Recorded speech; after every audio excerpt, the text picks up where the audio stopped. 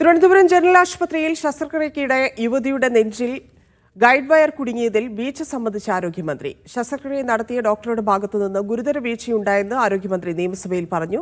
വിദഗ്ധ സമിതിയുടെ റിപ്പോർട്ട് ലഭിച്ച ശേഷം കർശന നടപടി സ്വീകരിക്കുമെന്നും മന്ത്രി വ്യക്തമാക്കി.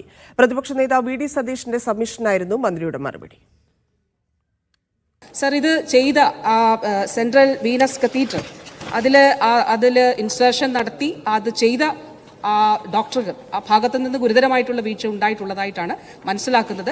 അതിൽ സമിതി റിപ്പോർട്ട് ലഭിച്ചു കഴിഞ്ഞാൽ ഉടൻ തന്നെ അതിൽ കർശനമായിട്ടുള്ള നടപടി സ്വീകരിക്കും. ഒരാളുടെ ഐഡന്റിറ്റി വെളിപ്പെടുത്തിക്കൊണ്ടുള്ള മുഴുവൻ രോഗവിവരങ്ങളും ഈ ഉത്തരത്തിലൂടെ പുറത്തു വന്നിരിക്കുക. ദയവ് ചെയ്ത് അങ്ങത് പരിശോധിക്കണം. അത് ഒരു വളരെ ഗുരുതരമായൊരു തെറ്റാണ്. അങ്ങനെ കൊടുക്കാൻ പാടില്ല. അത്രയും അത് അങ്ങ് പരിശോധിക്കണം എന്ന് കൂടി ഞാൻ അഭ്യർത്ഥിക്കുന്നു.